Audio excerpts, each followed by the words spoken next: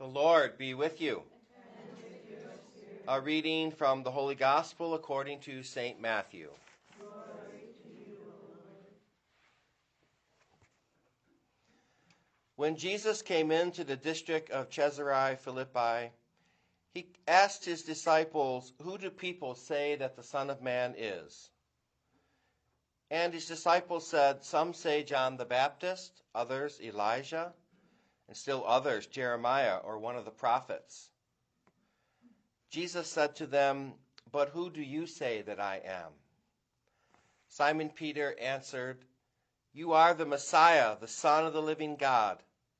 And Jesus answered him, "Blessed are you, Simon, son of Jonah, for flesh and blood has not revealed this to you, but my Father in heaven. And I tell you, you are Peter, and on this rock I will build my church, and the gates of Hades will not prevail against it. I will give you the keys of the kingdom of heaven, and whatever you bind on earth will be bound in heaven, and whatever you loose on earth will be loosed in heaven."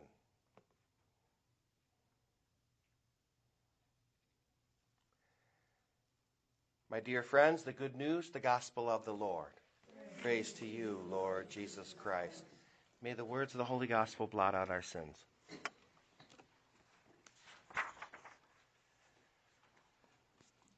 My dear friends, we are really celebrating the papacy today, God's great gift to the world and God's great gift to the church of leadership.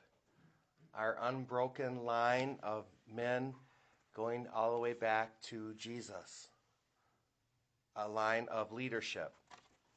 And so when we're talking about the papacy, we're really talking about leadership. There's a few things about leadership that can be deduced from our readings today, so let me meditate on that with you today. And the first thing about leadership we get here from St. Peter that can be deduced, I think, is that leaders are to lead by example. Now, when I say leaders, don't just think of the popes, and don't just think of the bishops and then our superiors, and that's all true, but I think all Christians are called to be leaders as well. We're called by God to be leaders in this world, to lead this world, to be a light in the darkness, and to lead other people to Christ. So this is applying to the Pope, of course, to all leaders, but to each person.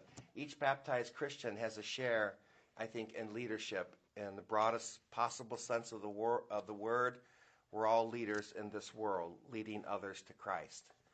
So the first thing Peter says is, I think, can be deduced, is that we lead by example. We lead by example. The kind of leadership that is called for by God is a leadership by example. That we wouldn't ask people to do things that we wouldn't do ourselves, and that we lead by doing in our communities. We lead by example.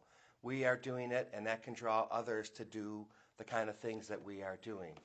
And to me, that's been a very good way to lead my brothers, to try to lead by example, to try to do things that would encourage them to deepen their own relationship with Christ. And then I think it comes out of the gospel too, that's intensified with Jesus saying, who do you say the Son of Man is? Because the way we answer the question of who do you say God is by how we live our life, by the example that we can give for others. This is a way of leadership, and that really flows into why we do it, which is out of love, as God has loved us. Leadership is about love and loving others. I remember when I was very young, somewhere in my formation as an early priest, one of the brothers said to me, "If you don't love the people, don't preach. If you don't love the people you're talking to or trying to minister to, then keep your mouth shut, because you have no right to preach to them." And I think leadership is the same way. Leadership is undertaken by us and by others out of love for Christ, love for us, and love for the mission.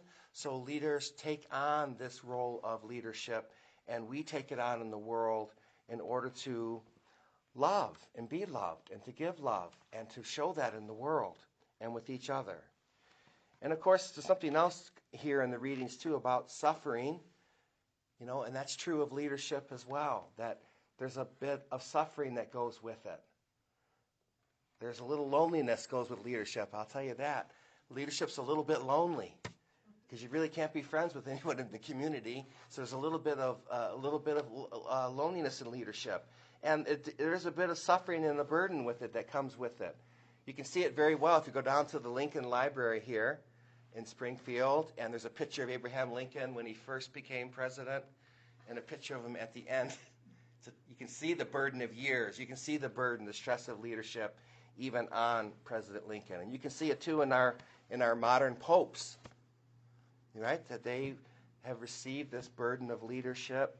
I remember Pope St. John the 23rd, so wisely said, he said, God knew from all eternity I was going to be the Pope. You think you'd have made me better looking?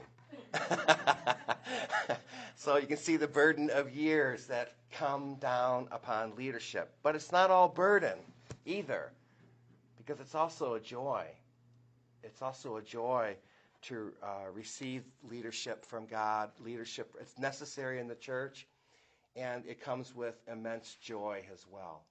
So we can pretty much really, this 23rd Psalm is about leadership, is about being a leader, and it's also about following Christ. And that's what leadership really is, following Christ.